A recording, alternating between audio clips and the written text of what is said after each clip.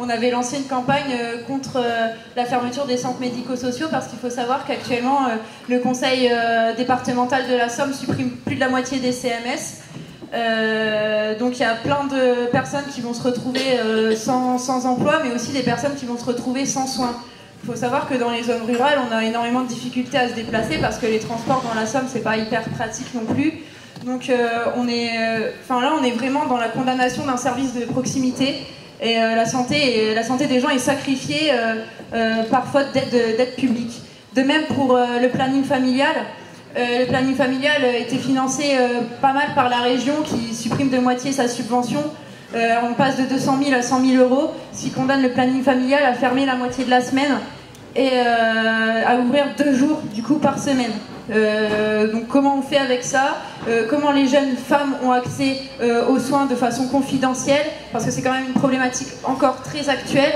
Et moi franchement ça me fait très peur au niveau de notre santé, parce que notre priorité c'est quand même le bien-être des gens. Voilà.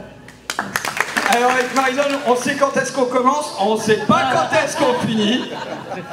Donc Marie-Vonne Dossy, présidente de l'association des homogènes sur le quartier Soleil-Levant, qui va venir nous parler de ses dents.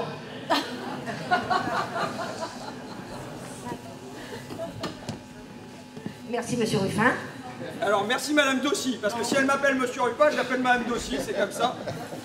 Donc je suis peut-être pas le seul cas, donc je suis une habitante du Soleil-Levant.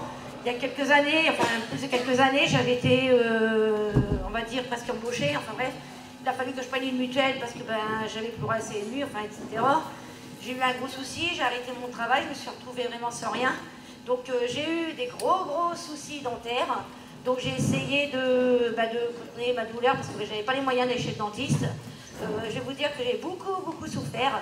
Il a fallu que j'attende de retrouver le droit de la CMU ou avoir des droits comme tout le monde pour pouvoir justement me faire soigner. Mais sur Abbeville, il fallait savoir à ce moment-là qu'aucun dentiste pouvait nous prendre.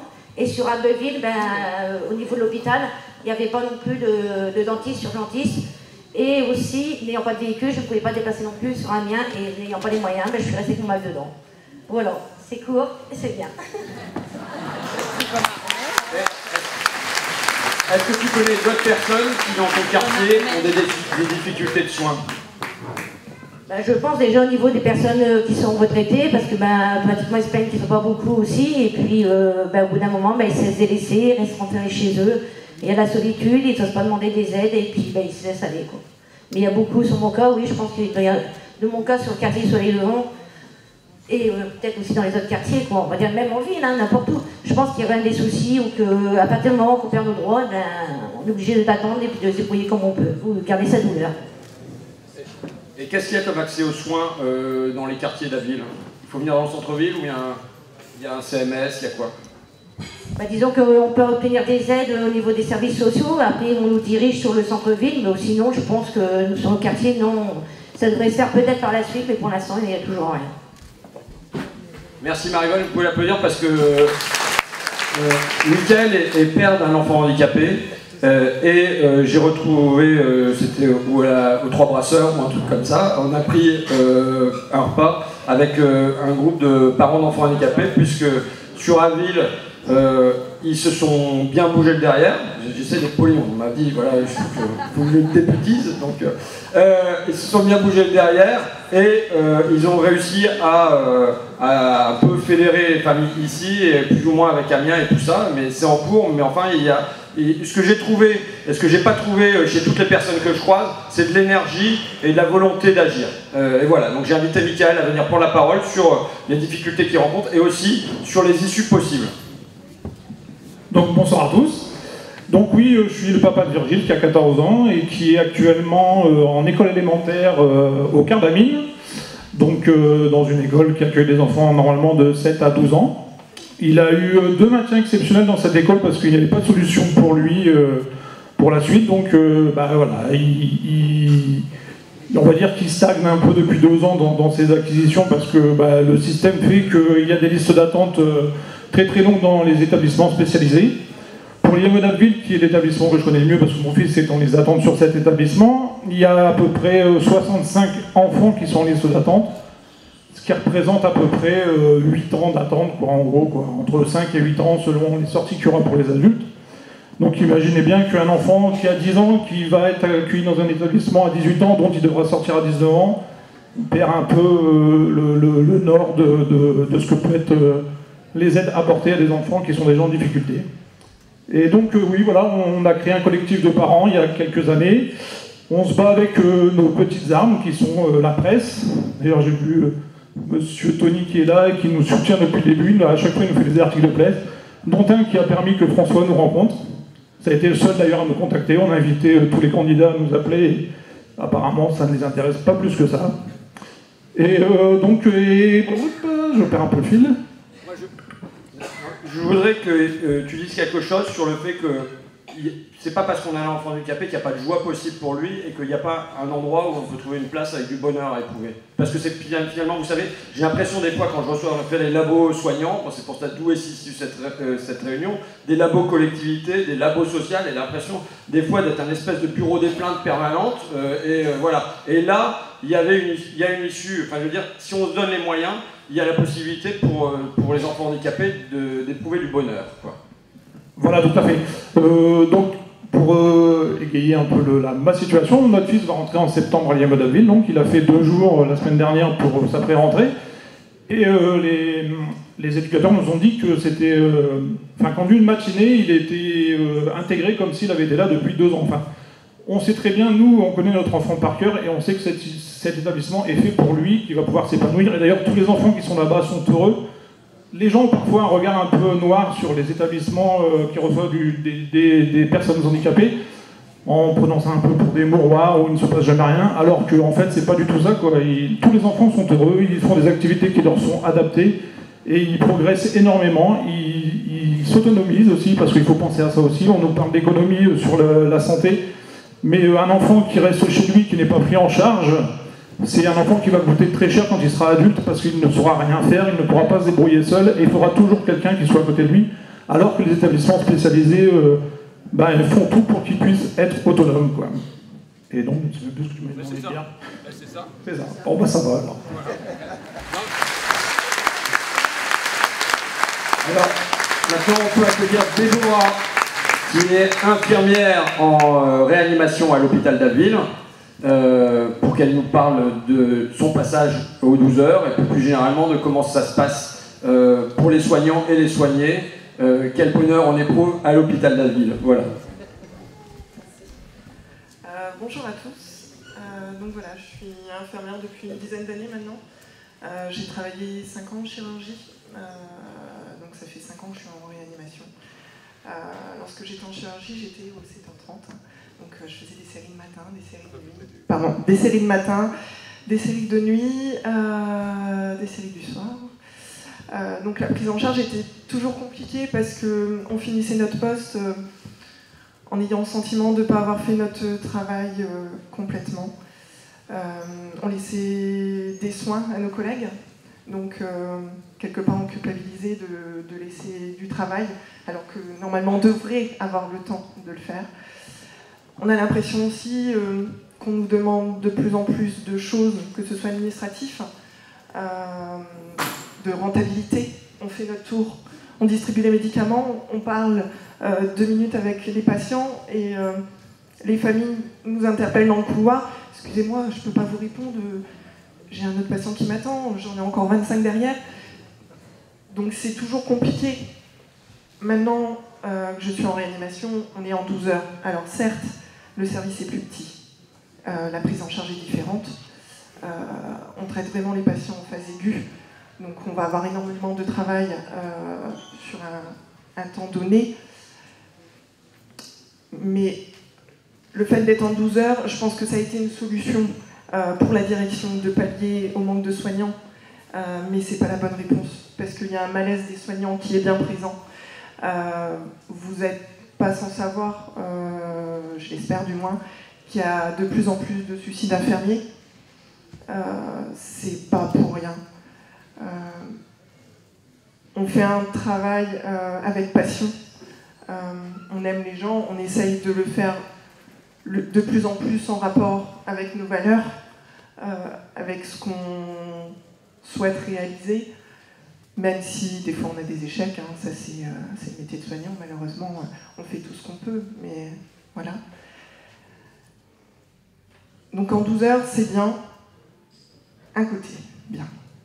Mais il y a un gros côté qui est quand même assez négatif. La fatigue, la vie de famille.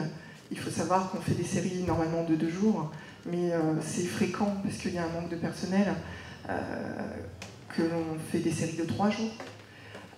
Notre collègue est en arrêt, donc pour ne pas mettre dans l'embarras nos autres collègues, on va revenir sur un repos. Donc on va faire 60 heures semaine, ce qui ne devrait pas être. Il y a tellement de choses comme ça qui peuvent paraître aberrantes, mais on revient toujours parce que on est dévoué à ce qu'on fait et qu'ils nous prennent par les sentiments. Et ils ont tout compris. Alors, les sentiments c'est bien, au bout d'un moment, je pense que ça ne suffira pas et que je pense qu'ils vont amener les gens à être découragés. Le burn-out en est l'exemple. Il paraît que l'espérance de vie d'une infirmière est une dizaine d'années. Bon, je crois que je vais encore tenir encore une vingtaine d'années, j'espère du moins, mais parce que j'aime vraiment ce que je fais. Mais c'est vrai que la fatigue se fait ressentir et ma famille en empathie. J'ai 2 petites filles et lorsque je fais des séries de 3 jours, ma petite fille de 4 ans me dit, la première journée de repos, elle me dit « Oui maman, je sais, t'es fatiguée, repose-toi, on jouera demain. » Eh ben, elle a 4 ans. Donc, voilà. Bon, voilà. Amiens, alors c'est bien qu'on est à Abbeville, je sais bien qu'on est à Abbeville, et il m'est arrivé de venir au stade Paul Delic, c'est ça, c'est Paul, hein, c'est en tout cas le stade Delic, pour voir des matchs du SC Abbeville quand ils étaient en 2e division et que j'étais tout gamin et qu'on se mettait sur des parpaings pour que je puisse voir le terrain. Mais là, cette fois-ci, c'est Amiens qui est monté en 1re division. Ils sont montés en 1re division dans le dernier match en mouillant le maillot jusqu'à la 96e minute. Et bien, c'est ce qu'on a à faire aujourd'hui. C'est ce qu'on avait à faire aujourd'hui. Oui, on n'est pas les favoris aujourd'hui. Oui, on a le vent de face. Oui, on a la pente contre nous. Mais on peut gagner parce que nous, on veut gagner plus fort que les autres. Et on a 10 jours pour réussir ça. Donc il va y avoir Patrick Poulou qui va s'exprimer sur la santé. Et moi, je vais m'exprimer aussi là-dessus. On va refaire le monde. Mais concrètement, aujourd'hui, on a 10 jours pour se bagarrer concrètement pour que ça soit le pouvoir aux gens, un peu plus de pouvoir aux gens et un peu moins de pouvoir à l'argent. Voilà, je vous remercie.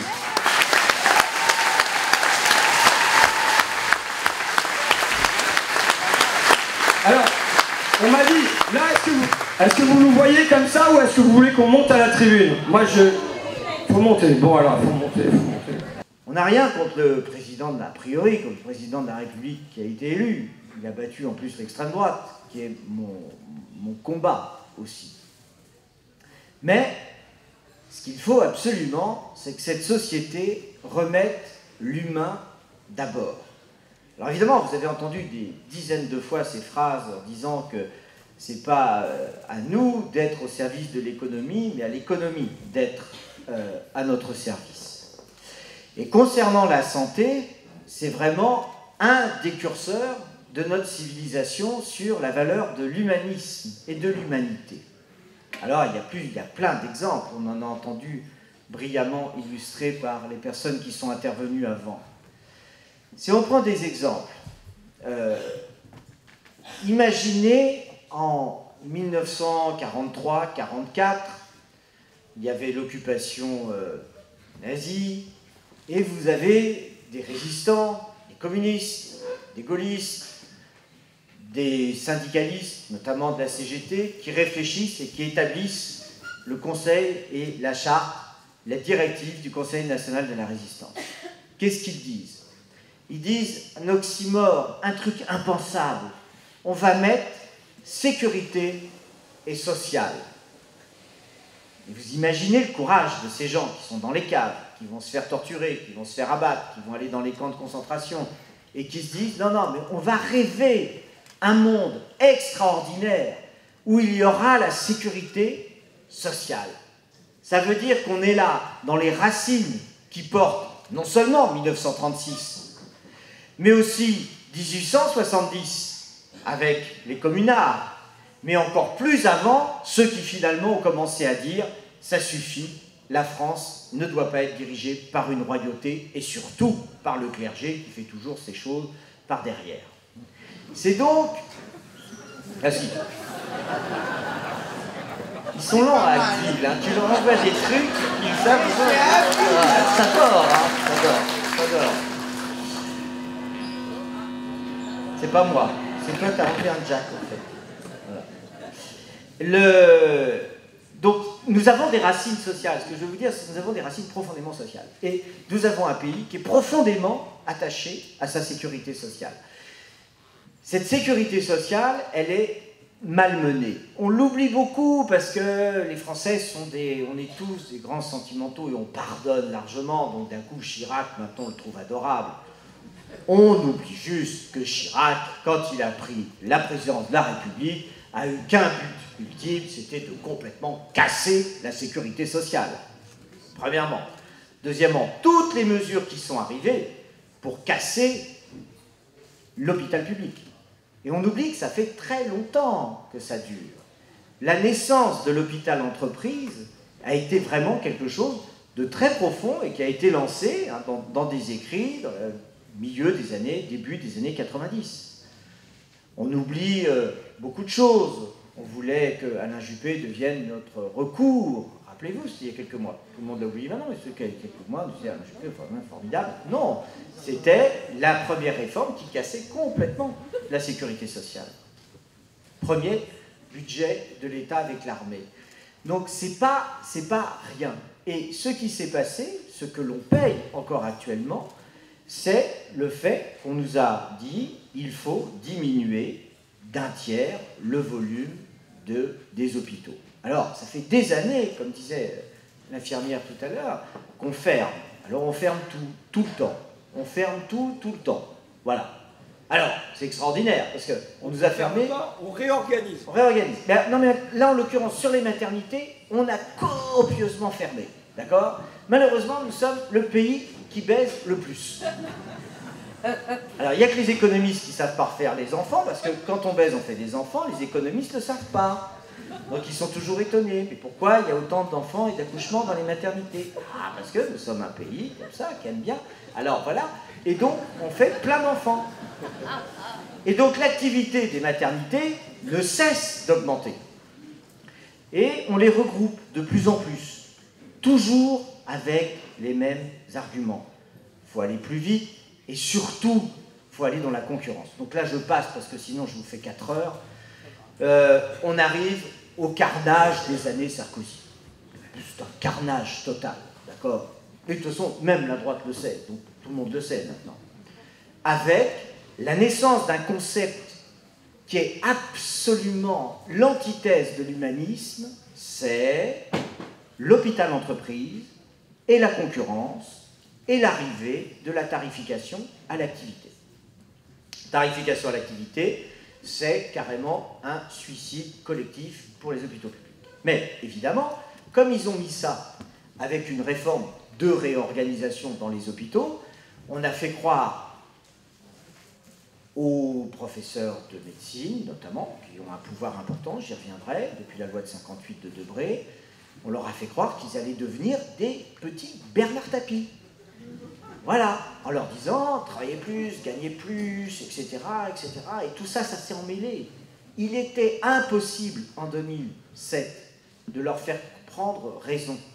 Tout ce qu'on avait prévu, fermeture des hôpitaux, regroupement d'activités, burn-out, fermeture de lits, concurrence entre les services, c'est produit. Et nous y sommes.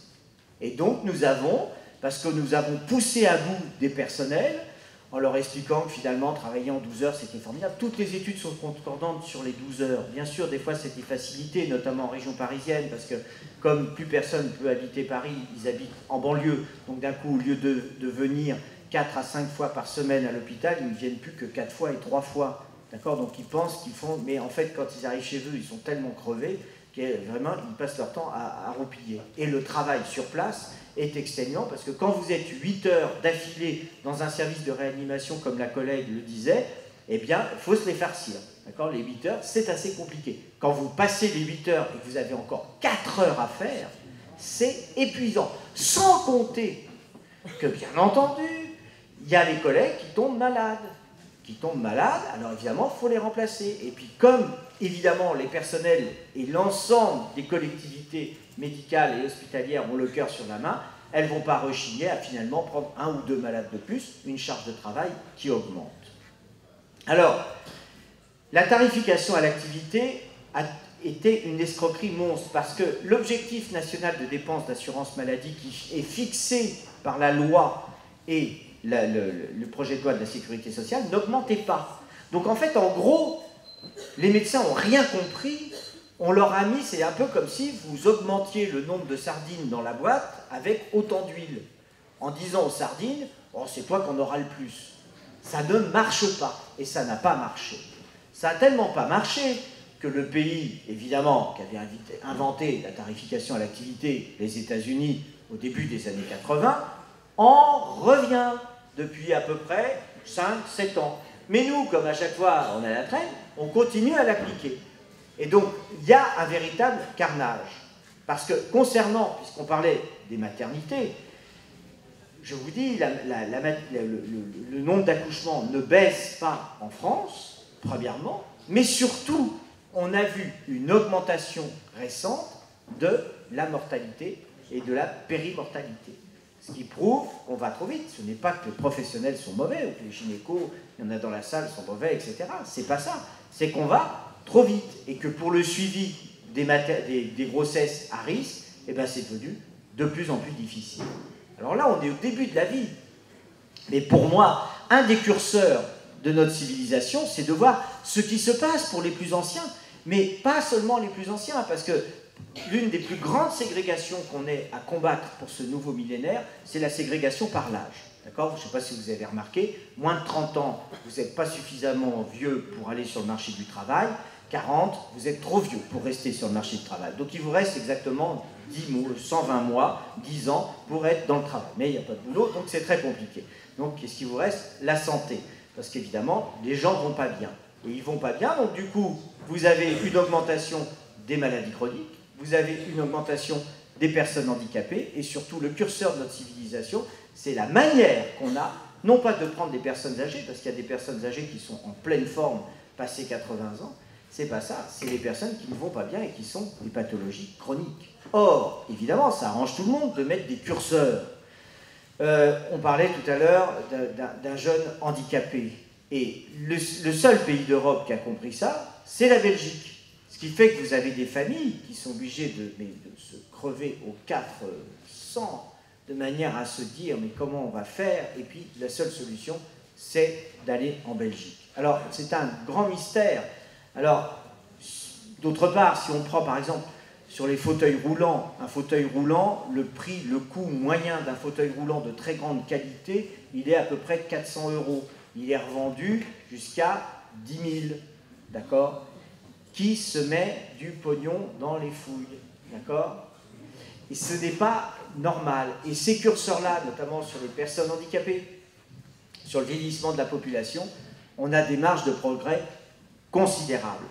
Par exemple, si vous prenez l'Allemagne, puisqu'on cite sans arrêt en termes économiques l'Allemagne, vous avez 2 équivalents temps plein, c'est-à-dire 2 personnes temps plein, d'accord, par personne handicapée. 2 en moyenne. En France, on est à 0,95. Ce chiffre n'a absolument pas bougé au cours des 10 dernières années, où tout le monde vous a dit on manque, on a des chômeurs, il faut créer de l'emploi, etc., etc., etc. Et alors, le paradoxe, c'est que vous avez des écoles qui sont pleines. Vous avez plein de jeunes qui veulent absolument aller dans... parce que c'est l'humanisme des jeunes, ils ont envie d'être infirmières, infirmiers, ils ont envie d'être ergothérapeutes, psychologues, etc. Et on en forme, mais on ne crée pas d'emploi.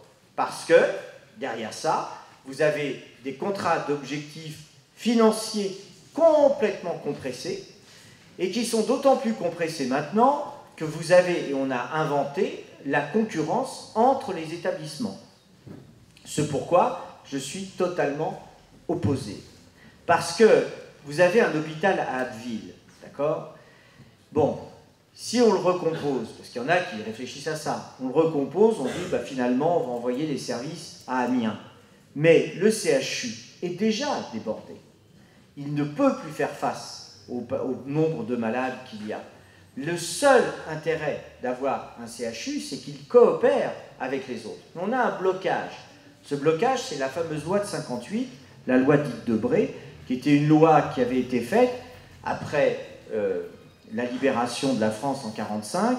On s'était aperçu qu'on était très en retard sur le savoir médical, et à l'époque encore, vous aviez beaucoup d'écoles de médecine qui étaient un peu pieds et poings liés avec la religion. Donc, ça a été une bonne idée. En 1958, il y a très très longtemps. Cette loi n'est plus envisageable actuellement, parce que justement, il faut faire vivre des services de proximité.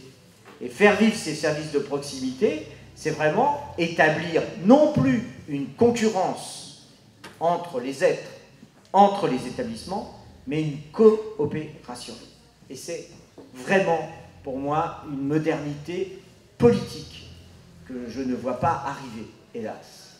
Si on prend un exemple, la médecine de ville, on a besoin de cette médecine de ville. On a besoin de ces médecins généralistes qui font de la médecine de proximité, de quartier, qui connaissent l'environnement et qui sont un lien puissant pour la stabilité sociale. Qu'est-ce qu'on fait? On leur met des méthodes d'exercice qui sont complètement archaïques, qui sont tout seuls, et bien souvent on entend dire « Ah mais on va remettre les médecins dans un désert médical ». Mais le seul mot qu'il faut retenir, c'est « désert ». Il n'y a plus rien. Vous ne pouvez pas faire venir un toubib dans une région où il n'y a plus rien. Il n'y a plus de proximité, il n'y a plus de commerce de proximité, il n'y a plus de services publics et tout. Qu'est-ce qu'il va faire? Il va être là, il va essayer de faire face à toute la misère. Ce n'est pas possible. Il y a une globalité, il y a une coopération à faire naître. Si on ne fait pas naître cette coopération entre services publics, parce que, vous comprenez, l'exemple qui a été donné avec la dame tout à l'heure qui nous a parlé de ses dents, mais c'est tellement ça. C'est tellement ça. Vous avez l'exemple avec les dentistes de la privatisation complète d'un système. C'est les dentistes privés. Très bien. C'est comme ça. Les centres de santé, on leur a coupé les ailes, on leur a dit c'est plus la peine. Donc du coup, c'est extrêmement difficile de faire soigner ses dents. Et le premier contact que vous avez de toute façon dans la société, c'est le sourire. Et puis en plus, ça sert quand même à une chose importante, c'est de pouvoir mastiquer, c'est de pouvoir bouffer. Bon. Mais on s'en arrête pas là, parce qu'on reste très tête et cou. Il y a les oreilles. Les générations qui ont passé 60 ans ont une audition sans doute meilleure que les tranches d'âge de 25-30 ans qui sont complètement assourdis par les décibels qu'ils écoutent. À tel point, c'est que maintenant, on oblige les bars, les restaurants, les salles de spectacle à mettre des compteurs de décibels, et ils ont des amendes parce qu'il faut protéger les oreilles. Mais là encore, faire soigner ses oreilles, c'est extrêmement compliqué. Donc déjà, vous avez les deux organes de contact qui sont touchés. Et évidemment, les yeux. Premier organe avec la première dégénérescence. Il faut vouloir consulter un ophtalmologue. Il faut vraiment le vouloir. Parce que c'est pas facile, c'est extrêmement compliqué. Alors, il y a eu des mesures qui ont été tentées récemment en disant, ben, finalement, l'acuité visuelle, vous savez, quand on vous met un panneau très très loin pour pouvoir regarder les chiffres, etc., pourrait être fait par les opticiens.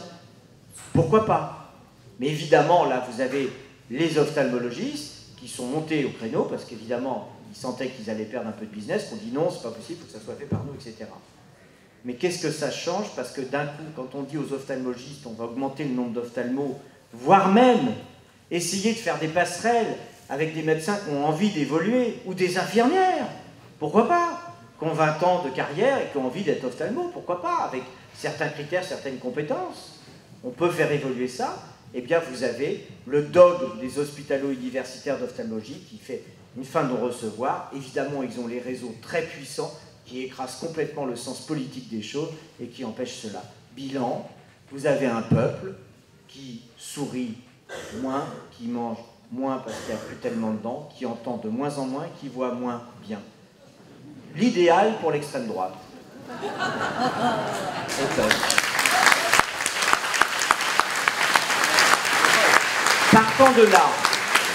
Partant de là, est-ce que les choses sont possibles pour faire court et après faire place au débat? Évidemment que c'est possible, parce que nous sommes un pays riche, contrairement à ce qu'on dit. Il y a des liens qui peuvent être tendus. Moi, j'espère vraiment qu'on ne va pas revenir sur le tiers payant généralisé, parce que c'était quelque chose qui était quand même très important. Bon. Mais c'est extrêmement compliqué, parce que les assureurs sont derrière. Parce que n'oubliez pas ce qui se passe de l'autre côté. C'est passionnant ce qui se passe avec ce fou de Trump. C'est passionnant. C'est pas qu'Obama avait créé la sécurité sociale, pas du tout. Mais il avait quand même créé un système un peu comme la sécurité sociale qui faisait que vous aviez 40 millions d'Américains qui n'avaient rien et qui ont eu un accès aux soins. Trump est en train de casser ça. Vous imaginez le chiffre, 40 millions de personnes qui se retrouvent sans rien. Mais les dogmes financiers, le monde libéral veut absolument mettre fin à la sécurité sociale. Et c'est très inquiétant, parce que cette sécurité sociale, c'est le premier garant, c'est le premier socle social, comme l'hôpital. C'est quelque chose qui fait que d'un coup, par ce système très intelligent de roue qui avait été fait, c'est-à-dire vous cotisez, on cotise tous, cet argent retourne dans le système et puis repasse par les cotisations dans la grande roue et dans le grand financement. C'est très intelligent et c'est quelque chose qu'il faut conserver. Mais actuellement, beaucoup veulent casser cette sécurité sociale. Et pourtant, vous savez, vraiment, l'attachement des services publics, c'est pas simplement une envie politique, en fait. Parce que certains pourraient dire, ah ben alors c'est une envie politique de gauche, les services publics, etc. Je m'occupe du rapatriement des Français en difficulté à travers le monde. Ceux qui sont partis il y a 15, 20 ans pour vivre ailleurs, peu importe. Je peux vous dire le moment où ils se rappellent de la France, c'est quand ils tombent malades et où ça ne se passe pas bien. Donc là, on va toquer à la porte du service public, que sont les ambassades, et puis on demande son rapatriement, et la France est totalement magnanime, n'abandonne jamais un de ses ressortissants, on les rapatrie, et ils se font soigner en France. Et ce système de santé, il faut le protéger, parce qu'on n'en a aucun autre, et surtout, contrairement à ce qu'ont dit certains pendant la campagne précédente, les fonctionnaires de l'hôpital sont vaillants, sont courageux, ils ont un honneur du service public et de servir les malades. C'est quelque chose qu'on mesure absolument tous les jours. Et vous voulez un exemple? Mais c'est l'attentat du 13 novembre. L'attentat du 13 novembre 2015, en plein Paris, quand les terroristes islamistes frappent. Nous sommes dans une période de pompe. Alors évidemment, ceux qui critiquent les fonctionnaires disent bah, les fonctionnaires sont tous partis, c'était un pont. Et c'est vrai que les hôpitaux marchaient un petit peu au ralenti, c'était les services de garde. Il était 21h. Il a fallu que 2 heures pour ouvrir 80 blocs opératoires avec des équipes complètes. On n'a jamais eu besoin de rappeler qui que ce soit comme personnel, parce que tout le monde s'est levé. Et tout le monde est venu. Et on a sauvé tous ceux qu'on pouvait sauver. C'est ça l'image du service public.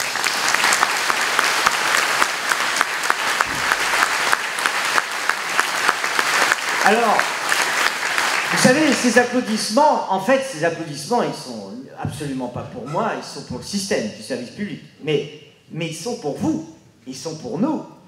Ils sont pour ce pays qui a construit son histoire en se disant on va construire des hôpitaux, on va avoir une culture hospitalière, on va rendre service aux autres, on va enlever la marchandisation de la santé. C'est le principe même de la sécurité sociale pour dire on va évidemment soigner le plus grand nombre sans regarder l'étiquette ou l'appartenance de qui que ce soit. C'est une grandeur humaniste de notre pays. Là, à l'heure actuelle, on ne sait pas trop où on va. On sait que le président de la République, dans son programme, veut revenir sur la tarification à l'activité, mais on ne sait pas où on va aller. On sait très bien que la sécurité sociale manque d'argent, bien que les comptes commencent à être un peu plus à l'équilibre qu'avant, mais à quel prix et à quel prix de sacrifice, nous l'avons vu. Ce qu'il faut absolument, c'est changer les règles de financement de la sécurité sociale. Ce n'est pas que le travail qui doit payer la sécurité sociale. C'est aussi le grand capital, c'est aussi les transactions financières, c'est les transactions boursières, c'est les dividendes pour les actionnaires. Parce que finalement, leur richesse, elle vient que nous avons un pays qui est éminemment social et qui tient là-dessus. Nous avons un pays, je reviens sur ce que je disais au début, qui est capable finalement de se séparer de toute sa classe politique parce qu'il en avait ras-le-bol, sans une goutte de sang, sans une révolution sanglante où on recoupe des têtes. C'est simplement quelque chose qui fait que nous avons une maturité politique, nous avons une maturité de conscience. Et c'est pour ça que des personnes comme François sont des personnes qui peuvent conduire cette intelligence par rapport au lien et par rapport au film que tu as fait, du lien entre l'argent et l'être, entre ce que nous sommes. Parce qu'il faut rappeler une chose, j'ai fermé un paquet de visages qui passaient de vie à trépas, dont des amis très proches. Vous savez, tous ce que nous sommes, on le résume par un acte ultime, c'est l'acte d'amour. C'est absolument, économiquement, valeur zéro, l'amour. D'accord? Donc évidemment, ils ne comprennent pas. Mais nous, on sait ce que ça veut dire. Ça veut dire le cœur sur la table, ça veut dire la photo, ça veut dire le petit bijou, la petite fleur, c'est ça. Vous n'avez jamais quelqu'un qui passe l'arme à gauche avec sa carte bleue, son dernier compte en banque en disant « c'est bien, je suis au cimetière, mais t'as vu, j'ai touché des dividendes. » Jamais. J'ai jamais vu ça. Quelqu'un dire « dans mon cercueil, vous me mettrez mes derniers relevés d'identité bancaire. » Jamais. Ah, j'en ai vu des paquets dire « il me faut les photos de la famille, et le machin, j'en ai vu qui ont voulu s'éteindre avec leur chien, leur chat, etc. » Tout ça. On a tout vu, on n'a jamais vu quelqu'un dire « je vais mourir, mais je voudrais que mon banquier soit là avec moi. » Jamais. Et le rapport avec l'argent, c'est pas... voilà, c'est un rapport d'utilité, d'échange. Mais c'est pas une relation d'amour. Et ce que porte le système de santé, ce n'est pas une hégémonie. Le système de santé, ce n'est pas une hégémonie sur les autres services publics. Vous avez un service rendu sur la disponibilité des transports en commun et des trains qui est aussi très utile. Vous voyez, l'éducation nationale est absolument essentielle. Je l'ai vu aujourd'hui en formant 4200 gamins. Comme ça, il faut qu'on soit complémentaires. Il faut qu'on soit dans la coopération des systèmes et pas la concurrence, et sans qu'il y en ait un qui se concurrence par rapport à un autre. Parce que c'est une erreur.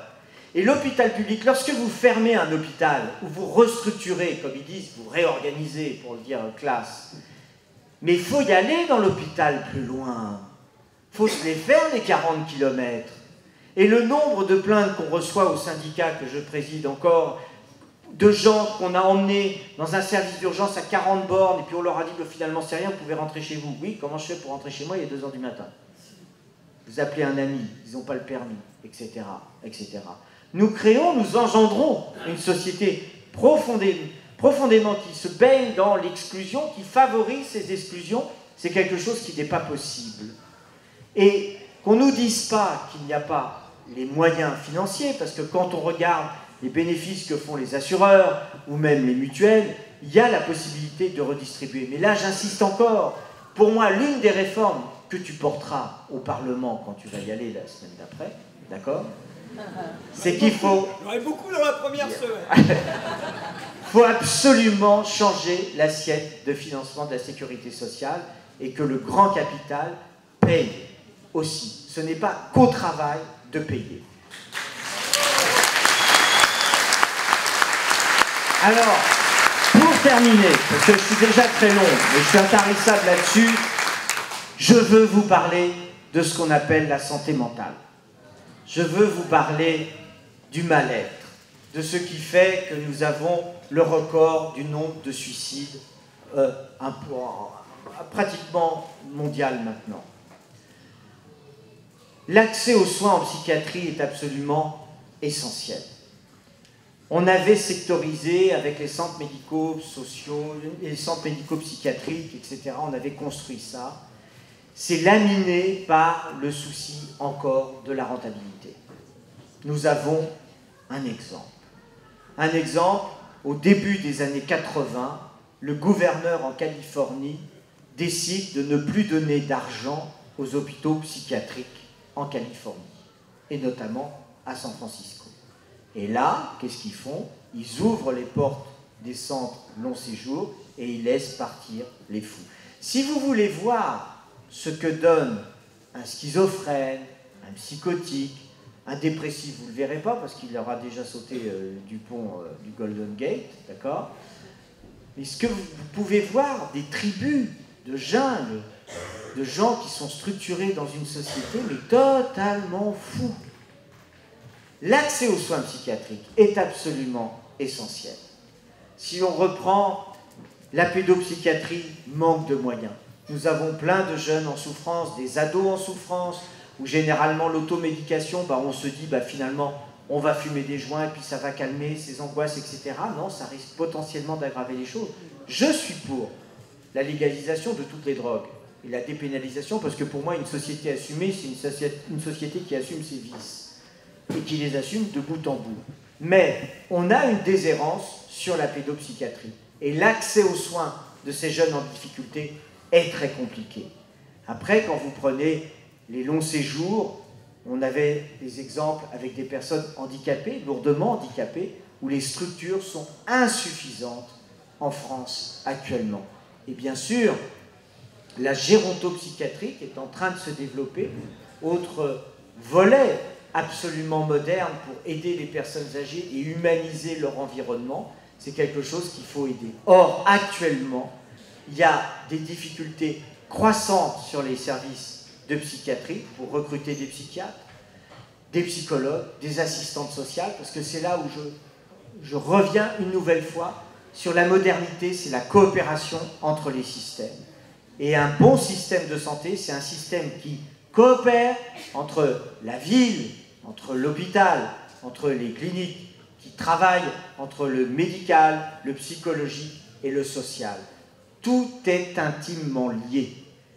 Et cette liaison-là, elle ne peut pas être qu'économique. Et quand on voit le courage des professionnels, à la ville comme à l'hôpital, qui ont choisi des parcours pour soigner les autres, mais quel meilleur métier que pour montrer l'humanisme d'une société, ces métiers-là, et je salue le jeune interne qui a fait son slam, et il a raison, et je suis content de voir des gens qui ont cet engagement humaniste, parce que grande est ma peine quand je vois des internes qui sont plus libéraux que les libéraux et qui se disent ça va être formidable parce que je vais être en secteur 2, je ferai ce que je voudrais, et qui ont complètement oublié à moins de 30 ans que s'ils sont là et s'ils sont formés, c'est parce que des personnes ont inventé la sécurité sociale et les services publics. Alors, vous voyez, le choix à l'heure actuelle, c'est vraiment avoir des députés qui portent ces valeurs, d'accord? Et n'est pas En Marche qui veut. Ça va aller. Merci beaucoup.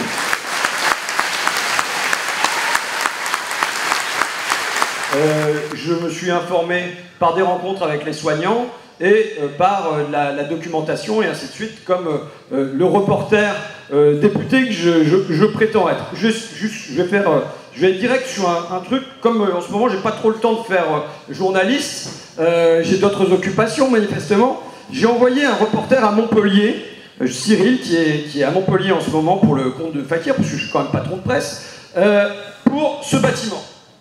Est-ce que vous avez entendu parler de ce bâtiment à Montpellier? Non, ça vous dit rien du tout. C'est un bâtiment de Sanofi. Qu'est-ce qu'il a d'original, ce bâtiment de Sanofi? C'est un bâtiment qui a coûté 107 millions d'euros. Il n'y a jamais eu un salarié qui a mis le pied à l'intérieur. On n'y a jamais rien produit et il va être détruit. il va être détruit pour produire de la valeur pour les actionnaires et pour éviter de payer les impôts fonciers. Moi, le groupe Sanofi, c'est un groupe qui m'intéresse depuis quelques mois. Là, il y a Johanna, je ne sais pas où est-ce qu'elle est, qui est là-bas, qui avait été rencontrer Claire. Claire, c'est une maman d'un enfant autiste. Il se trouve qu'elle... Pardon ? Vous avez ? Ah bah voilà, bah écoutez, donc là, cette maman, elle souffre, elle est épileptique depuis son plus jeune âge. Ses médecins l'ont encouragée à prendre de la dépakine. Elle est tombée enceinte, ses médecins lui ont dit il n'y a pas de problème avec la dépakine, et c'était ce qu'il y avait écrit sur les produits. Et alors qu'en fait, c'est donc la dépakine produite par le groupe Sanofi, et elle a appris en écoutant la radio, c'est en écoutant la radio qu'elle a appris que la dépakine pouvait produire des cas d'autisme, et c'est pour ça que ces deux enfants se sont retrouvés être autistes. Et il se trouve qu'il va y avoir un fonds d'indemnisation pour les victimes de la dépakine, puisqu'il y a une lutte organisée par une dame qui s'appelle Marine Martin. J'aime bien citer les noms de gens comme ça, parce que vous savez, ce sont des héros de l'ordinaire. Ce sont des héros qui n'auront peut-être pas leur nom sur les plaques de rue dehors, mais ce sont ces gens-là qui aident la France à se tenir debout. Et donc Marine Martin, elle a monté un collectif. Il y aura un fonds d'aide aux victimes de la dépakine, mais ce fonds d'aide, pour l'instant, il va être payé par les contribuables. Et Sanofi ne mettra pour l'instant rien à l'intérieur de ce truc-là. Et il se trouve que ce printemps, il y a eu les résultats des dividendes du CAC 40. Résultat, c'était dividende record pour le CAC 40, c'était à la une de mon journal préféré, Les Échos de Bernard Arnault. Finalement, je considère qu'en France, il y a deux journaux qui sont marxistes. Parce qu'il y a deux journaux qui mettent les dividendes à la une constamment, quand ils tombent, c'est l'Humanité et ce sont Les Échos. Donc voilà, je vois dividende record. Et quelle est l'entreprise qui va verser le plus de dividendes à ses actionnaires cette année? C'est Sanofi, avec 6,6 milliards d'euros. Vous voyez? Alors 6,6 milliards d'euros, pour se donner un ordre de grandeur, parce que quand on se balade dans ces trucs-là, ça ne veut plus rien dire, mais 6,6 milliards d'euros, j'ai regardé le Téléthon. Le Téléthon, c'est 80 à 90 millions d'euros, ça dépend des années. Donc ça veut dire que c'est à peu près 70 fois le Téléthon. Je trouve merveilleux, moi, cette mobilisation d'énergie, de bonne volonté des Français à l'occasion du Téléthon, à la fois pour mener des actions dans la rue et pour mettre la main à la poche en appelant France 2. Mais voilà, les seuls dividendes de Sanofi cette année, c'est 80 années de Téléthon. On voit ce que ça signifie sur ce qui ne sera pas investi pour la recherche, pour l'épilepsie, pour l'autisme, et ainsi de suite. On voit tout ce qui n'ira pas pour le système de santé. Et alors, évidemment, quand je relis ça aux témoignages que j'ai pu recueillir des soignants, je veux dire, des fois c'est comique quand on apprend qu'à l'hôpital psychiatrique Philippe Pinel, bon, à un moment ils n'avaient plus de papier cul, et maintenant ils n'ont plus de couverture, et ils recommandent aux patients de venir avec leur couverture. On est du domaine du comique, mais on est en permanence dans l'économie de lit. Alors on a l'impression qu'on joue à un jeu de chaises musicales. À Pinel, toujours, ils mettent les gens en cellule d'isolement, non pas parce qu'ils ont besoin d'être en cellule d'isolement, mais parce que c'est le seul lit qui reste de libre. C'est chouette pour un malade. Et alors les autres, ils se retrouvent à 3, avec même pas la place de passer entre les lits dans des chambres de 2. Donc vous voyez, on a le choix, soit on est en chambre d'isolement, soit on est à 3 dans une chambre de 2. Bon, je pense que cette promiscuité ou cet isolement, c'est vraiment, il y a de quoi vous guérir mentalement, évidemment. Bon, on est dans l'économie surtout de temps.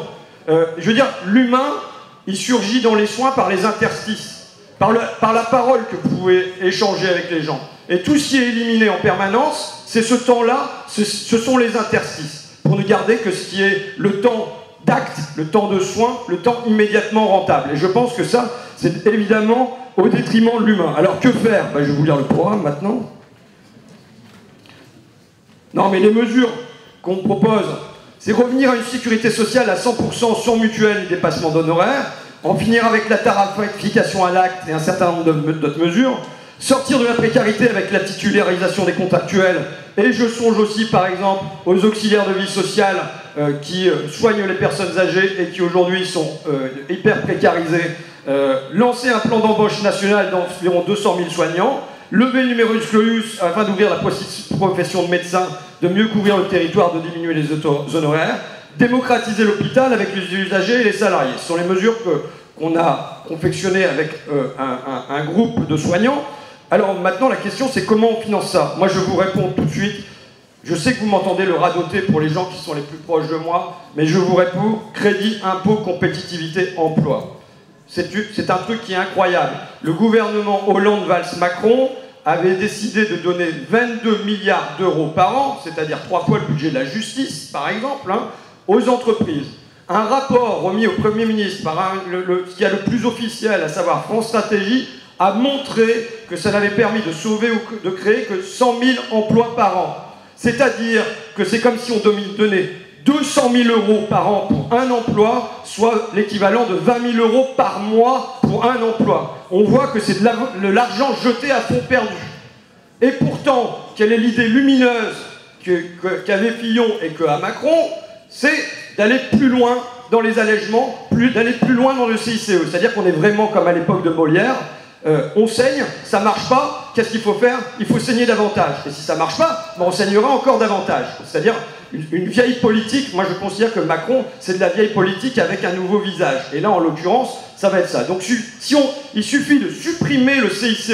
Donc là je parle même pas de remettre en cause l'Union européenne, vous voyez, de tous les trucs comme ça, dont on pourrait aborder à d'autres moments, mais supprimons simplement ce crédit impôt compétitivité emploi, et vous avez de quoi, en France, créer entre 500 000 et 1 million de postes, selon le niveau de qualification.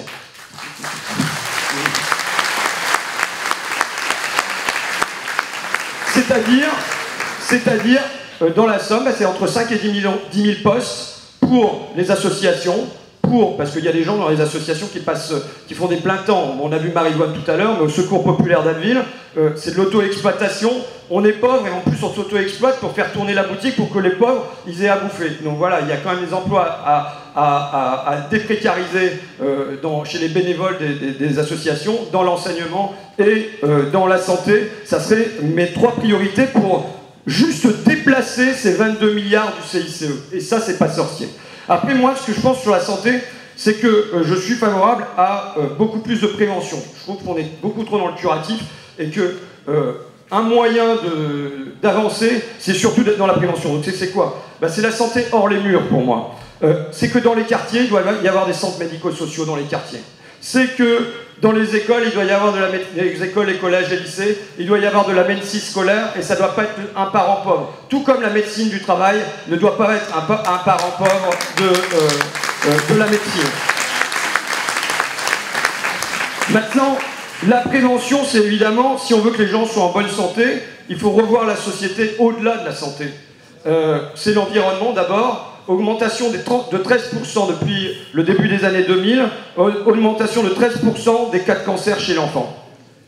Voilà. Est-ce que c'est la trajectoire qu'on veut avoir? Ben non. Si on veut pas ça, eh ben il faut que on appelle ça encore des pics de pollution, vous savez. Mais cet hiver, les pics de pollution, ils ont duré 1 semaine, ils ont duré 2 semaines, à tel point que dans le Courrier Picard, c'était mentionné par des petits articles comme ça. C'est-à-dire qu'on est en train de complètement s'habituer, accepter qu'on vive dans une pollution où on recommande aux écoles de ne pas faire sortir les gamins dans les cours de récréation. Vous voyez? Et nous, on nous recommande de ne pas aller courir. Et on est en train de s'habituer à ça. Donc je pense que, voilà. C'est aussi tout ce qui est publicité. Je veux dire, si on met de la merde dans la tête des gens, c'est pas étonnant qu'on en soit arrivé à bouffer de la merde et à penser de la merde aussi. Donc si on veut... Si on veut changer le monde, il faut aussi changer ce qu'on met dans la tête des gens. Et la publicité, c'est quelque chose d'important. Maintenant, il y a quand même une question qui reste centrale. Vous savez, moi je pense que les gens, ils sont surtout malades de l'âme. Vous allez dans le quartier, j'ai traîné avec Cindy, je ne sais pas si elle est là, Cindy. Elle est là, Cindy. Bon, on est allé traîner ensemble au quartier de l'Espérance. Alors moi j'ai souvent tendance à dire que quand vous connaissez les noms des quartiers, en général, vous pouvez les lire à l'envers. Au Pigeonnier, il y a longtemps qu'il n'y a plus de pigeons, et quand vous avez un quartier qui s'appelle l'Espérance, vous pouvez imaginer, quoi. Mais, je veux dire, on tombe tout simplement sur 3 jeunes qui tournent en rond là devant la maison de quartier. C'est vraiment une scène banale, quoi. Ils sont là, ils s'emmerdent sur les bancs et tout ça. Il y en a un qui dit bah en fait moi ce que j'aurais bien aimé c'était réparer des mobylettes, la mécanique ça m'intéressait, mais bon on m'a dit c'est pas possible, il y avait que à Montaigne et à Amiens, mais il n'y avait pas de place en internat. Donc je fais un CAP de plomberie et vous sentez qu'il en a rien à foutre, et le gars à côté il espère travailler dans de l'équitation, mais vous sentez que bon tout ça il va avoir 30 ans, mais vous sentez que tout ça c'est loin, et c'est juste un sentiment comme ça qui affleure. Mais oui, c'est une désespérance tranquille, vous voyez, qui s'est installée, une résignation qui s'installe dès l'adolescence dans le cœur des jeunes, et qui fait que, moi je me demande toujours, c'est comment on va faire chez un gamin de 15 ans pour lui donner l'envie. S'il a l'envie de n'importe quoi, on s'en sortira. Mais qu'est-ce qu'il va y avoir pour faire le déclic? Là, est-ce qu'il y a des éducateurs dans le quartier? Il n'y a rien. Il n'y a pas. Il y a peut-être un animateur qui se balade de temps en temps, mais il y avait un truc, il y avait le City Stade. Rénovation du quartier, ils démolissent le City Stade. Je ne dis pas que le City Stade, bon vous savez mon attachement au football, mais je ne dis pas que le City Stade résout tout, mais il y a un truc qui permettait aux jeunes de faire les choses ensemble, et boum, on le démolit. Je veux dire que ça a des conséquences en termes de santé aussi, que cette installation tranquille de la résignation, hein, c'est la chanson de Brel, pourquoi faut-il que les hommes s'ennuient, mais quand on se balade avec Haïdé, pareil, dans les mêmes quartiers, qu'on rencontre une dame qui nous dit que ces gamins ils avaient envie de faire du foot, mais elle n'a pas de quoi payer les licences, et elle n'a pas de quoi éventuellement payer les chaussures de sport. Je crie trop fort, c'est ça, ouais. Donc il faut baisser le truc parce que je gueule, moi, il n'y a rien à faire. Non, parce que j'en vois qui sont comme ça. Donc ça va revenir à la surdité, en fait, elle va être provoquée de venir à des débats. Quand je vois que les enfants ne peuvent pas faire du foot, le mercredi après-midi, le foot c'est le sport le plus populaire, c'est le sport qui devrait être permis à tout le monde, que ça c'est pas permis parce que ça va coûter 50 € chacun de licence de foot, je veux dire, il y a un problème qui devient un problème de santé aussi. Évidemment, le problème de santé le plus criant, c'est le problème du travail. Quand vous passez cet après-midi, j'ai fait pareil, un porte-à-porte à Manchecourt, ce que vous sentez affleurer partout, c'est un mal-être au niveau du travail, un mal-être chez les gens qui travaillent, parce qu'ils ont l'impression d'être sous pression. Je recevais un mec de chez Goodyear qui me disait que, bon, ils sont passés au 4-8, hein, comme vous savez, c'est encore pire que les 2-12, là. Mais ils sont passés au 4-8 chez Goodyear. Il y a eu 3 suicides dans l'année par pendaison, et il y a eu une augmentation de 75% du taux de divorce. Bon, voilà. Donc, le monde du travail est un monde qui fait que il y en a qui en ont et on les met sous pression, et il y en a qui en ont pas et qui sont malheureux aussi. Donc on ne fait que des malheureux. Et on ne résoudra pas le problème de la santé, et de la santé mentale et du bien-être des gens si on ne pose pas cette question-là aussi, parce que malgré tout, c'est par le travail qu'aujourd'hui on a des revenus, mais c'est aussi par le travail qu'on donne un peu de sens à sa vie. On peut le regretter, on peut dire il y a d'autres moyens et tout ça, mais c'est comme ça que ça se passe aujourd'hui.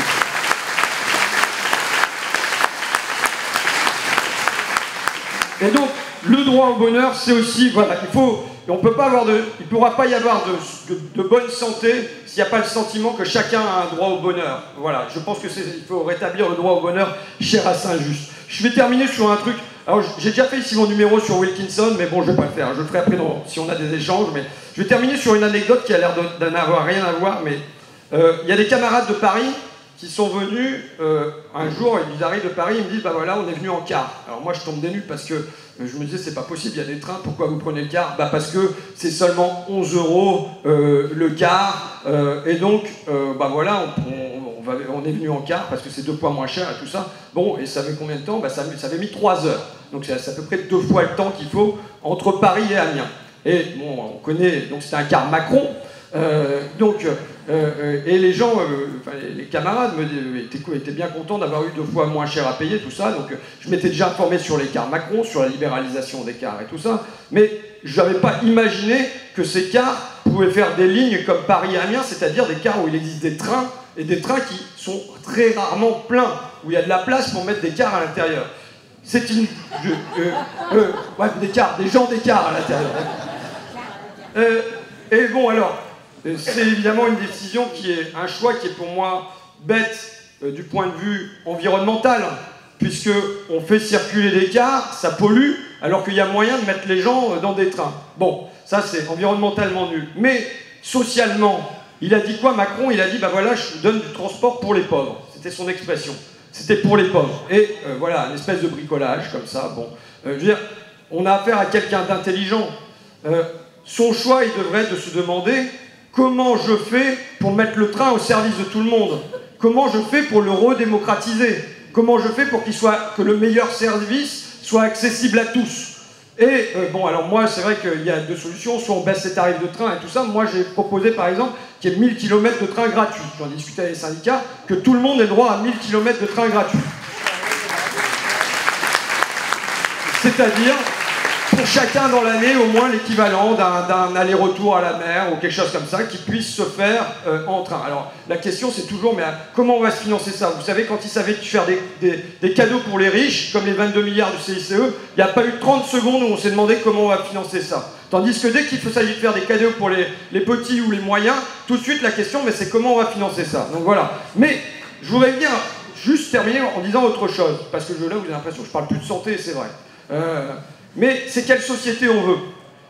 Macron, ce qu'il nous propose, c'est puisqu'il y a des pauvres, on va faire un sous-transport, du transport de 5e classe pour les pauvres. Et ce que je crains, c'est qu'on nous propose cette société à deux vitesses qui soit validée avec des sous-contrats de travail. Et les banquiers d'affaires, vous en faites pas, ils auront des contrats de travail normaux. Et puis aussi, de la même manière, une santé à deux vitesses. Vous voyez, avec une santé pour les riches et puis une santé pour les pauvres, et que finalement on se dit bah voilà, c'est déjà pas mal, ils ont quelque chose du low cost, des contrats de travail low cost, de la santé low cost, de l'éducation low cost et des transports low cost. Donc contre ça, il faut lutter. Il faut lutter. Je rappelle le programme de Macron quand même, puisque ça a un lien avec la santé. 120 000 fonctionnaires en moins, on nous dit. Mais où est-ce qu'on va les prendre? Il n'a jamais accepté de préciser si c'était chez les enseignants, si c'était chez les infirmières, si c'était chez les policiers, qui allaient chercher ces 120 000 emplois de fonctionnaires en moins. 15 milliards en moins pour la santé. Où est-ce qu'il va aller les chercher? De la même manière. Et je dirais, dans le même temps, le programme du Macron, c'est aussi, vous le savez, c'est la sortie des actionnaires de l'impôt sur la fortune.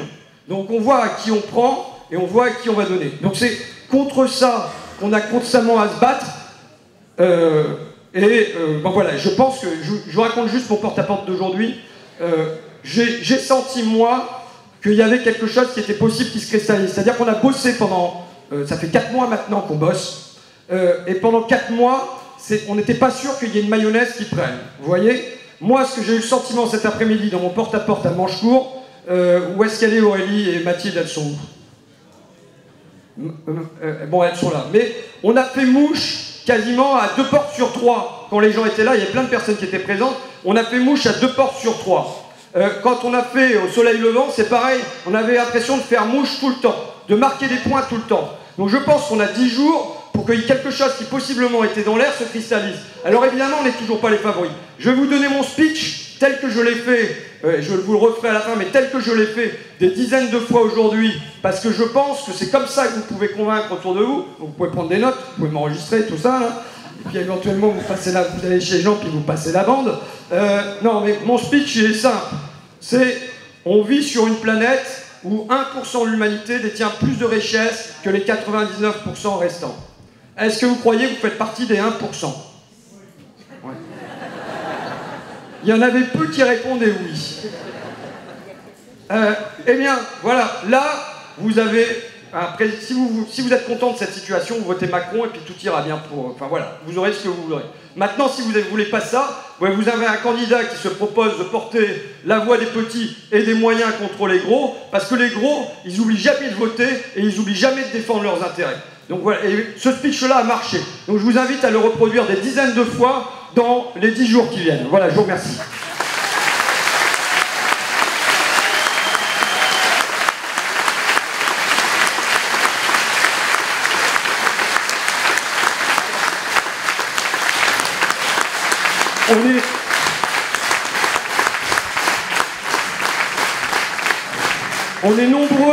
On est nombreux, il fait très chaud.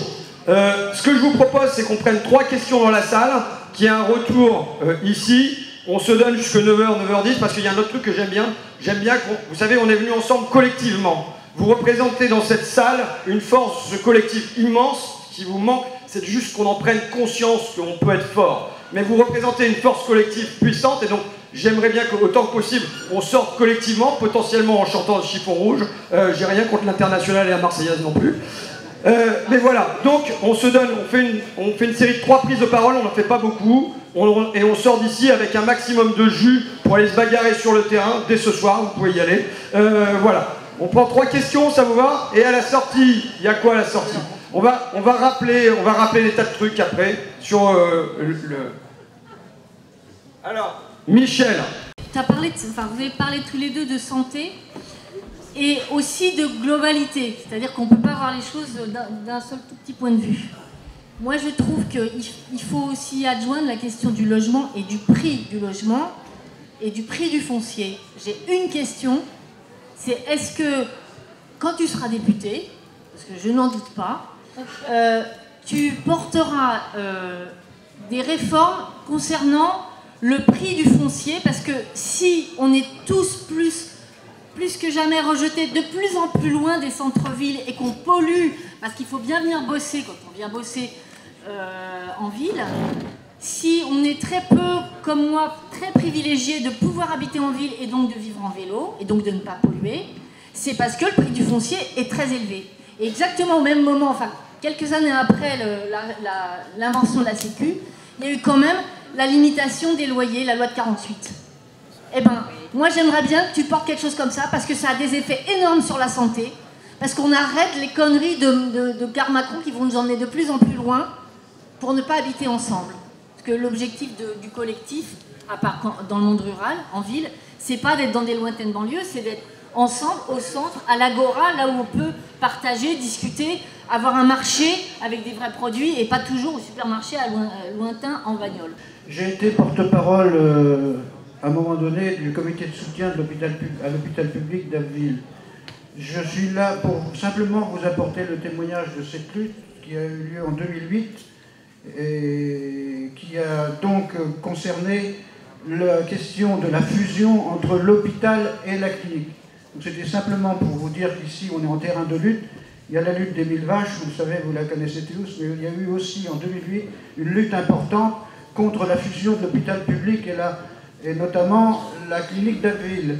Et dans cette fusion, il était prévu des choses. Tout à l'heure, Patrick a abordé la question notamment de la marchandisation de la santé. Et je voulais dire qu'à cette époque, il était prévu que l'ensemble du plateau technique chirurgical serait entièrement la propriété de la clinique privée. En conséquence, l'hôpital perdrait ses moyens techniques pour assurer ses activités chirurgicales et serait contraint de louer les équipements du privé. Voilà ce qui était prévu donc, dans cette fusion. Donc on y a mis échec, ça c'est important. Donc moi je vous appelle à continuer tous ensemble à défendre notre hôpital public d'Abbeville. Et je sais qu'on peut compter sur Zoé et François pour nous soutenir dans cette lutte pour l'hôpital. Moi je suis militante du Parti ouvrier indépendant. On vient assurer notre soutien total, plein et entier, à la candidature de François Ruffin dans la première circonscription.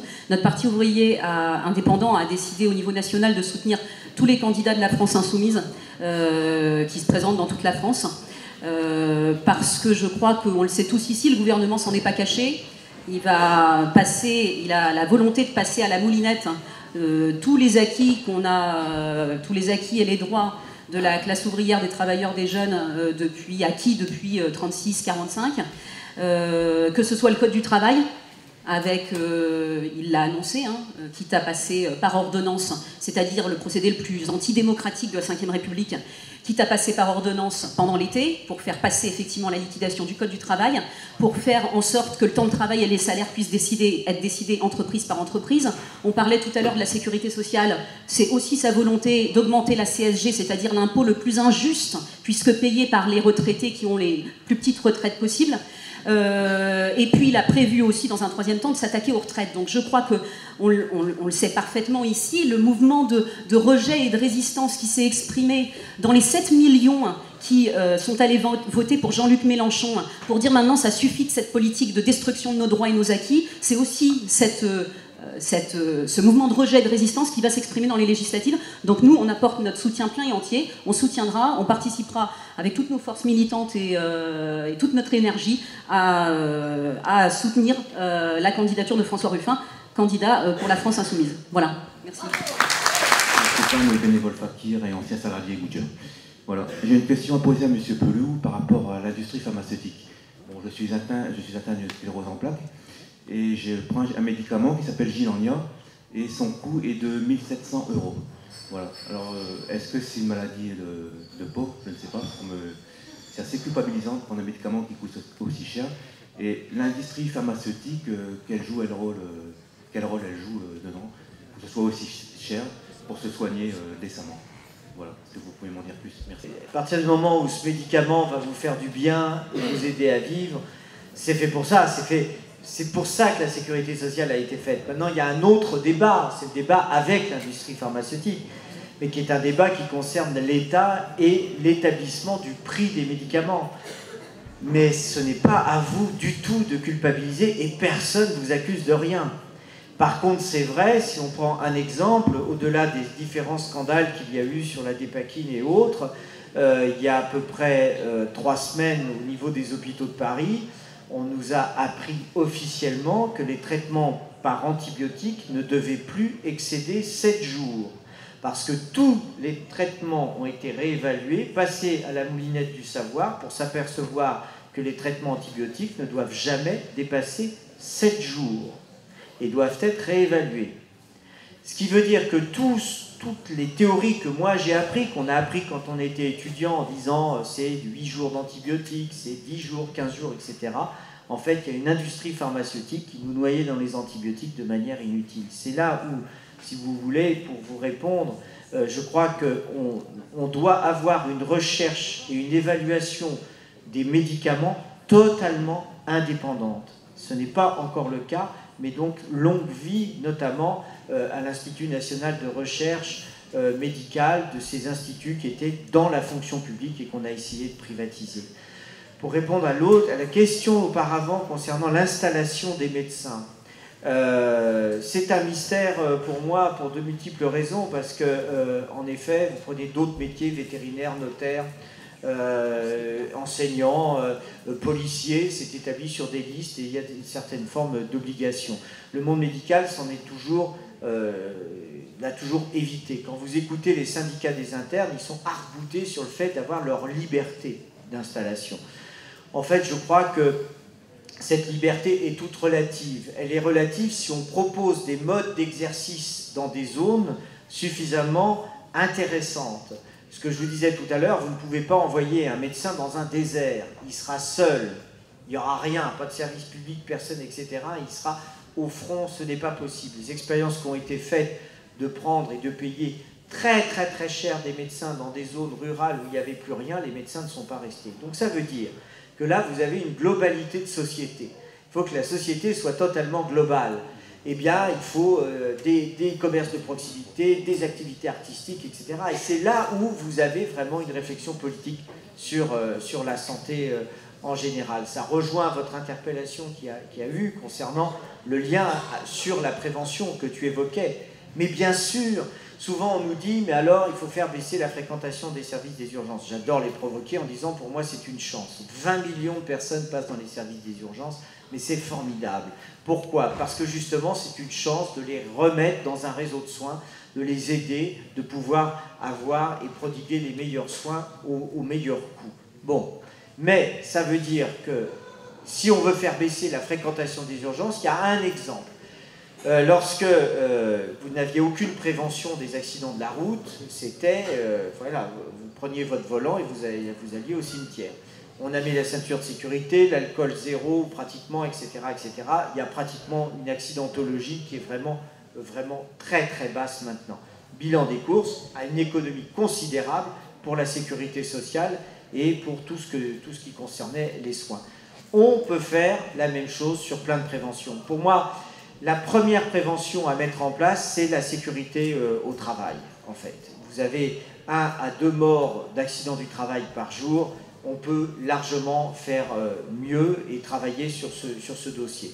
Deuxièmement, une prévention qui n'est pas du tout travaillée, c'est la prévention de la santé en prison. La prison, c'est quelque chose qu'on doit vraiment investir, parce qu'ils sortent encore plus méchants que ce qu'ils ne sont rentrés. Bon, il y en a, notamment les djihadistes, qui ne pourront jamais sortir, mais ça c'est autre chose. Mais il y en a plein d'autres qu'on peut soigner, qu'on peut aider.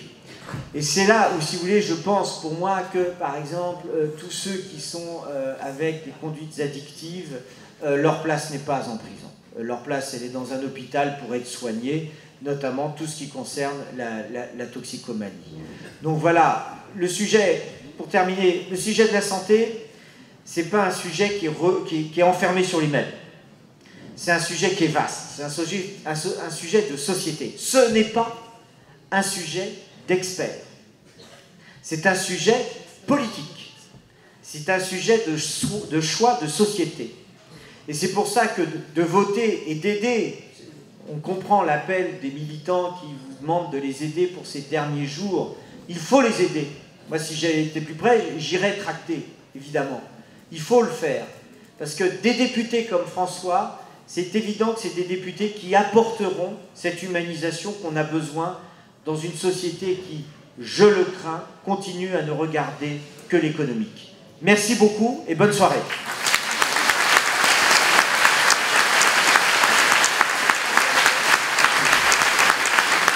Bon.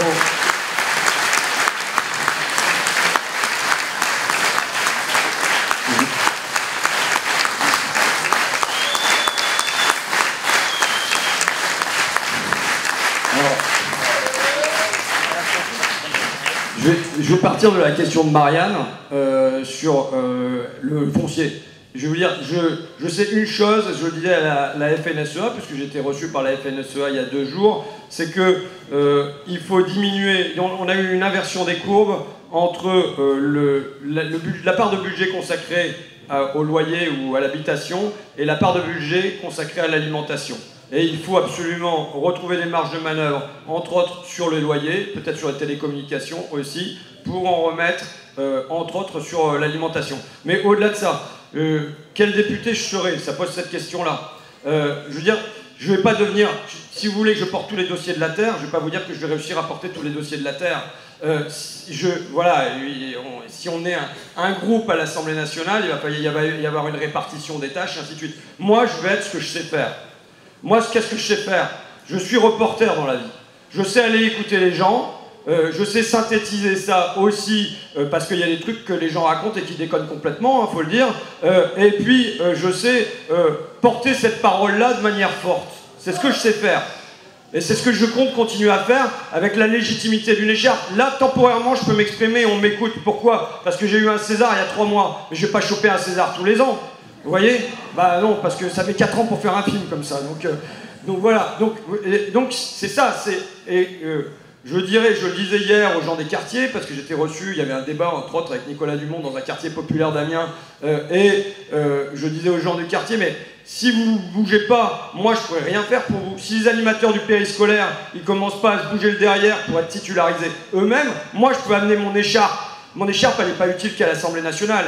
Elle est utile aussi dans la rue, c'est la légitimité qu'on apporte au combat des gens. Mais si à l'hôpital d'Abbeville, les soignants, ils se bougent pas le cul eux-mêmes pour entrer dans la bagarre en se disant oui, notre député va nous apporter un soutien, ça va permettre d'être reçu par l'ARS, et puis éventuellement il aura peut-être une idée pour faire embêter le monde. Je me députéise.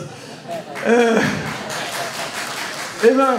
Si jamais, voilà, je veux dire, j'ai un savoir-faire dans les luttes sociales pour amener des idées supplémentaires, une part de fantaisie dans tout ça, mais si déjà il n'y a pas l'envie des gens d'eux-mêmes de se bouger le derrière, eh ben on va pas s'en sortir. Un député tout seul à l'Assemblée nationale, il peut rien s'il n'y a pas une pression qui vient de l'extérieur, s'il n'y a pas quelque chose qui le légitime. Et je dirais, même si on avait la majorité demain, il faudrait encore la pression du peuple pour ça. Parce qu'il continuerait d'y avoir le MEDEF en face, il continuerait d'y avoir la Commission européenne en face. Et voilà.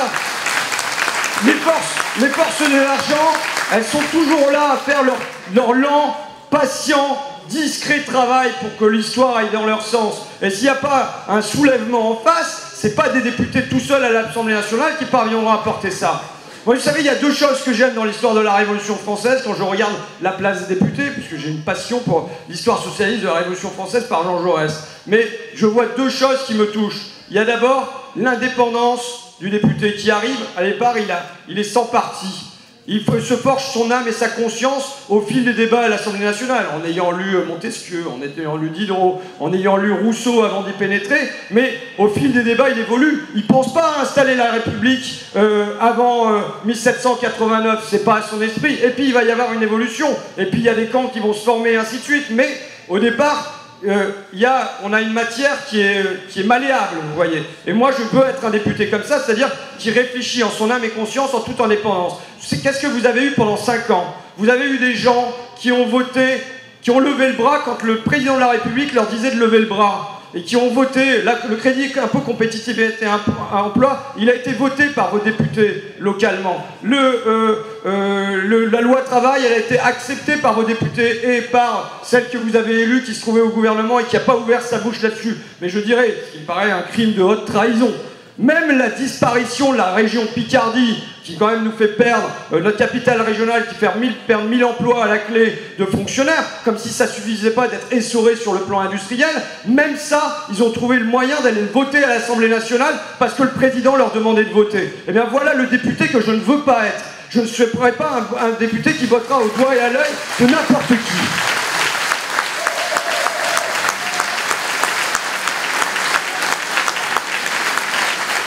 Alors, ça ne veut pas dire qu'il n'y aura pas des maladresses, y compris dans ma façon de m'exprimer. Il y aura peut-être des choix sur lesquels il faudra que je vienne m'expliquer devant vous, et je viendrai avec plaisir m'expliquer devant vous, parce que vous savez, il y a quelque chose qu'on a déjà un peu réussi. Je dis toujours, mon adversaire c'est la finance, mais c'est surtout l'indifférence.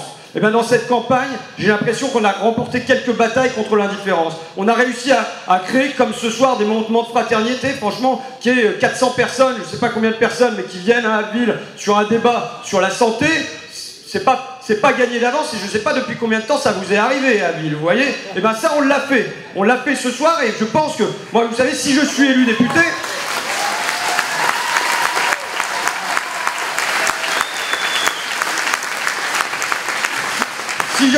Quand je serai élu député, parce qu'on m'a dit qu'il faut que j'apprenne à dire quand je serai et pas si jamais je suis. Donc, quand je serai élu député, moi, ces meetings-là, ça sera pas la fin, ça sera le début. Parce que moi, je vous veux derrière moi après. Il faut que vous vous organisiez pour pousser. Et il va falloir que je vienne encore vous réveiller et puis que vous m'aidiez à pas m'endormir. Vous voyez? Et voilà, ça va être de l'apport d'énergie mutuelle. Mais je compte bien refaire, post-élection, une série de débats publics avec vous, à Abbeville, à Flixecourt, dans toutes les zones dans lesquelles on a fait des débats régulièrement ces derniers temps. Pour terminer, Patrick disait qu'on a un renouvellement de toute la classe politique.